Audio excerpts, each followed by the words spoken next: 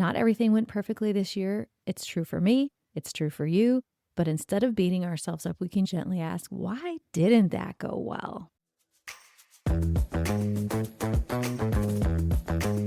You're listening to Overwhelmed Working Woman, the podcast that helps you be more calm and more productive by doing less. I'm your host, Michelle Gauthier, a former overwhelmed working woman and current life coach. On this show, we unpack the stress and pressure that today's working woman experiences. And in each episode, you'll get a strategy to bring more calm, ease, and relaxation to your life. Hello, friend. Happy New Year. Today, I'm going to talk to you about something that feels actually very vulnerable, which is my own New Year's reflections of what went well and what did not in 2025 for me. By hearing this, you'll learn how to evaluate your own year by looking at this past year and focusing on what did go well, what didn't go so well, and what to do differently in 2026 to improve that. As you may have heard on Monday's podcast, I am doing a class on Tuesday the 6th at 12 noon Central Time called Your Best Year, where we will plan out your best 2026 in workshop format. So you will get a workbook. I will walk you through my methodology for creating goals that will stick and will be flexible and in alignment with where you are in life. It's a 1-hour workshop, and by the end of that, you will know exactly which goals to choose and plan for 2026. I would love to have you join me. The link is in the show notes, and the cost for this workshop is $26. Okay, let's get back to talking about my own 2025 reflections. So what I did, and this is what I recommend that you do as well, is first look at all the different areas of life and then start off by writing down what went well. Your brain's very likely to want to skip this part or to come up with nothing, to be like, work was okay. I guess nothing really went super well. So I really want to challenge you to get out your phone, look back at your calendar, look back at your photos, and really remember what you did that went well. Then we're going to look at what didn't go well and how we can apply the information that we found when we asked ourselves both of those questions to create a better 2026 for you. What I did for myself, I did the what went well, what didn't go well, and I gave myself a grade, a report card of sorts in each one of those areas. I'm going to start by sharing 3 areas of life that I feel like went well. This is where I gave myself A's, sometimes an A-, or in one case an A+. And I'll also tell you why things went well. What went well was my self-care. So mental health, physical health, self-care. I gave myself an A+ in this area this year. Not because I was perfectly healthy and cared for myself with perfection, but because I consistently put systems in place that help me feel better. So I, for example, got a new OBGYN. I tried hormones. If you have perimenopause, you will understand the importance of that. I used Noom to track food. I tried creatine. I tried collagen. I focused on sleep. I met with my own coach every week.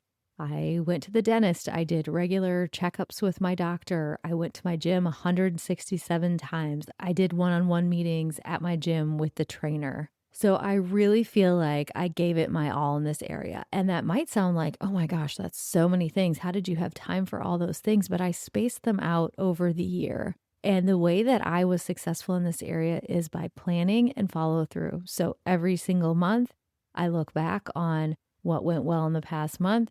What do I want to focus on for this month? And then every single Sunday, I plan my week. I write down my workouts. I write down the things that I need to do. If I have a doctor's appointment or a dentist appointment, every time I leave one, I schedule the next one, even same with my hair appointments. So I really focus on getting these things on the calendar. And I do that every week and every month. And then, of course, every year. Another area where I had a lot of what went well listed was work. So I did over 500 coaching sessions and I really focused on my clients, and I felt like my clients got great results this year. I mostly worked 30 to 35 hours a week. I did 2 podcasts every single week, and I had fun creating cool stuff that I enjoyed doing. So what's the why or the how behind this? I set a schedule for myself. I have an accountability partner in Carrie who does so much work for me. And I know that in order for her to produce the podcast, that I have to have it to her by a certain time. So I have someone who's waiting for me. I'm also doing work that I love, which makes it easier for me to get up on Monday morning and say, okay, great, time to go to work. Another area that I would say went well for me is my relationship with my partner. I put a lot of effort into planning weekends because we don't really live near each other. We both have kids. We both have jobs. We have our own schedules. So in order for us to spend time together, which is required for us to have a good, solid relationship, we really have to plan and we both have to be committed to spending that time together. So we go on a trip, even if it's just for a weekend, and even if it's not very far away, we try to do that once a quarter. We tried to take advantage of random date nights. If all of a sudden we were both free, we would try to at least go to dinner, or in the summer, we actually did a lot of fun outside things. In the morning, we have coffee. Again, when possible, we try to do this like once or twice a week. After all of the kids are at school, we will have coffee and have real conversations like, how are you really doing? And then this year, I feel like I was a lot better about not letting anything fester or ignoring things. I also focus on every night when I go to bed, I think about what was good for that day. And I try to focus on what was good with our relationship and where I'm grateful. I asked for what I needed and I asked him what he needed too. What can I do for you? So those are some of the areas where I feel like I did well this year. And as a girl who was raised as a Midwesterner who's supposed to be humble, that feels like it was a lot of bragging. So I don't really feel comfortable with that, but I'm just sharing with you guys. That is what I did well this year, and I am proud of that. Now, I want you to think about what habits did you do in the past year? What are you proud of? What are some of the things that you don't need to restart because they're already in motion? So, for example, I told you that I already have my work hours down, that I always plan my workouts on Sunday, that we have these coffee dates on school mornings after the kids go to school sometimes. So those are all things that went well last year and will just continue to go well. They're just part of my habit and my process. Okay, now let's move on to what didn't go well. So this part is not for judgment, it's just for learning. Not everything went perfectly this year. It's true for me, it's true for you. But instead of beating ourselves up, we can use this part to gently ask, why didn't that go well? The first area that I would say in the didn't go well category for me was parenting teens. I gave myself a B in this category. It's not that I did a terrible job, but there were so many things that I learned over this year having a senior, for example. I didn't understand how much time and effort it took to help my senior decide what to do for next year when he graduates from high school. I then felt stressed and pressure, which he then felt, and then it turned into sort of a toxic topic for both of us. And also, I have a senior in high school and the freshman in high school. It was a big year of change for her too. So just seeing how teens evolve and developmentally speaking, they are supposed to want to do things with friends and other people who aren't family. So it was a gentle balance, and sometimes not gentle at all, in trying to figure out, when do I force family time and when do I just let them do what they want to do or be where they want to be? So I feel like this was a year of change and trying things and seeing what didn't work and trying other things and seeing what also didn't work, and then eventually getting to a good answer on most of them. So why did this happen? With regards to my son and what he's going to do after high school, I just really didn't understand the time and effort that it took. So I think when it's time for my next child to be a senior, I will double my estimates and really plan it out better and start earlier. Sorry, first child. We got it done, but it was much more hectic than it needed to be. And I think that's true a lot of times for the first child. I'm the first child myself, so I understand. We're kind of the tester child. I also think for me, anytime I do something new, so parenting two teens who are all of a sudden really into being with their friends all the time, when something is new for me and I don't know how to handle it, it just takes me a while to adjust. It takes a while for my thinking to adjust. I need to figure out what I want to do. So there was just a lot of that, just adjusting to a new situation. And next year, in 2026, I will be doing that again as my first child moves out and does go off to school.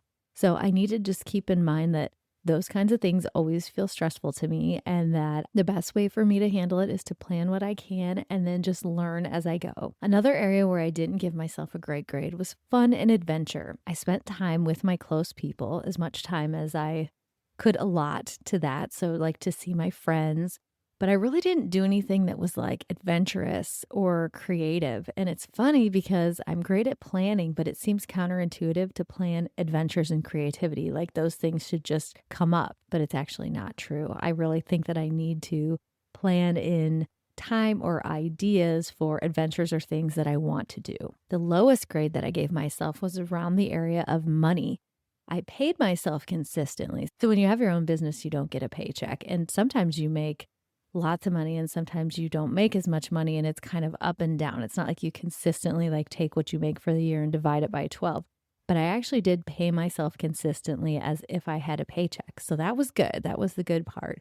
But beyond that, I just need to be much more intentional about where it goes, to pay attention to it, to continue to keep teaching my kids about money so they get allowance and they know what things they have to pay for and what things I will split with them or that I will pay for.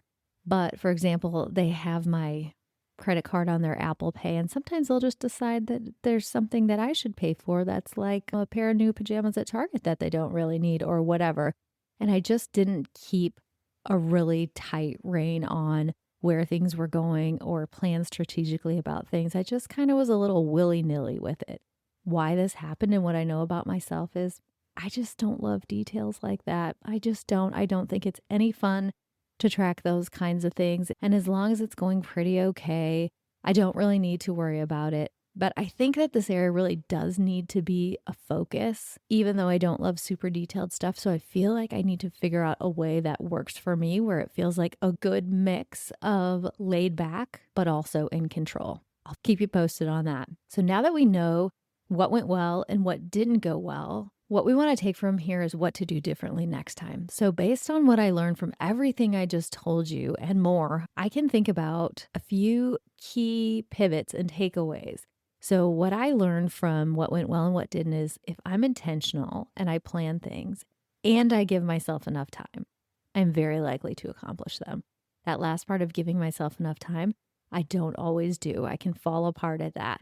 So if I'm intentional and plan things and give myself enough time, I'm very likely to accomplish them. So if we take my idea of I'd like to have more adventure and creativity in my life, how can I plan for more creativity? Even something as small as like getting a journal that's a creative journal where it might have a prompt once a week or once a day or something of a little creative activity to do. Or maybe I think of something big and creative that I want to just start working toward. Like I got a sewing machine last year. I used to always have one. I got a new one from a friend last year, and maybe I want to come up with a project to work on for that. The other thing that I'm taking from my self-evaluation is that during times of change or when I'm trying something new, so raising teenagers is something new for me, that I need to really pay attention to my mindset and my expectations. So I had a certain expectation about how it was going to go with having two high schoolers. That was based on nothing. I never knew how it was to have two high schoolers. So I need to keep my mindset open and keep my expectations low and just know that it's going to feel different than it felt in prior years and that I will figure it out. Just like I successfully figured out having a 3 and a 5-year-old at one point. I can figure out how to have a 15 and an 18-year-old. That math didn't work. Okay, but you know what I mean. And then the last thing I learned is that when I look back at all of the things that I accomplished this year and I feel really good about them, I want to pat myself on the back and notice that it's because every single week I focus on what I want to do. I make a schedule and I execute on that schedule. Obviously, sometimes things come up and I have to change, or there might be a week where I just can't fit everything in, so I have to drop some things. But it's just over time, not having a robotic schedule, but having a gently planned schedule to say, this is what this week is going to look like, then creates a month. And then after that month, I look back at the month and I plan the next one. And then I go week by week by week. And so what is the real key to my success is intentionally every week and every month planning and evaluating how things are going. If you do that, you can really never get too far off track. So that is my review of my 2025. If you're listening to this on New Year's Day and you're thinking about how you want your 2026 to be, this is a great way to get started. I mentioned at the beginning that I'm doing a workshop on January 6th at noon Central Time, and the pre-work for that workshop is exactly what I'm talking through here. So if you sign up for that workshop, you will get the pre-work, you will see videos and get a workbook to go through what I just talked about. And then on the live workshop, you will be working through what goals you actually want to create for yourself in 2026. I would absolutely love to have you join me. The link is in the show notes, and I hope to see you then. Happy New Year.